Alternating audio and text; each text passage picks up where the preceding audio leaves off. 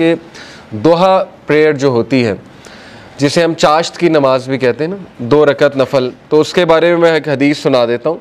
अल्लाह के नबी सल्लल्लाहु अलैहि वसल्लम ने फरमाया, as each morning comes every one of you must give charity for every limb of their body.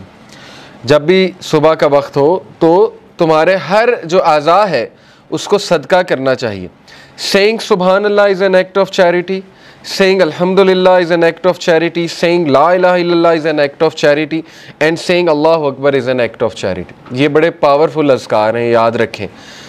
सुबहान अल्लाह, अल्हम्दुलिल्लाह, ला इलाहा इल्लल्लाह, अल्लाहु अकबर, इसको हमारे माशरे में ज़ाहिर है चौथा कलमा भी कहते हैं। बहरहाल तो ये एक हदीस में भी आता है कि ये जो अज़कार है ना, ये दज्जाल जब आएगा तो उसके दौर में मोमिन की खुराक होगी। जब फेमिन का दौर होगा तो ये मोमिन की खुराक है ये ज़िक्र। तो बहरहाल ये अल्लाह के नबी ने कहा ये सारे अल्फाज चैरिटी हैं। Commanding people to do good is an act of charity and forbidding evil is an act of charity. To pray 2 units at the time of duha suffices all of this charity। अल्लाह के नबी ने कहा जो भी 2 रकत चाश की नमाज पढ़ लेता है वो इन सारी चैरिटीज़ को ओवरकम कर लेते हैं, यानी उसकी वो उस दिन की चैरिटी हो जाती है।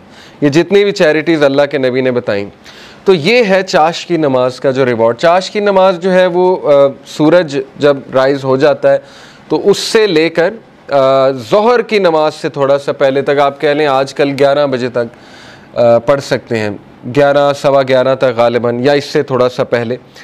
आपने देखा होगा तबलीगी जमात ले जाती तो वो ये आदत डालती। अबाबील की नमाज भी आपने सुना होगा, चाश की नमाज, दोहा की नमाज, ये सारी। हम बात कर रहे थे लेसन्स की, तो लेसन ये चंद आयात से ये निकला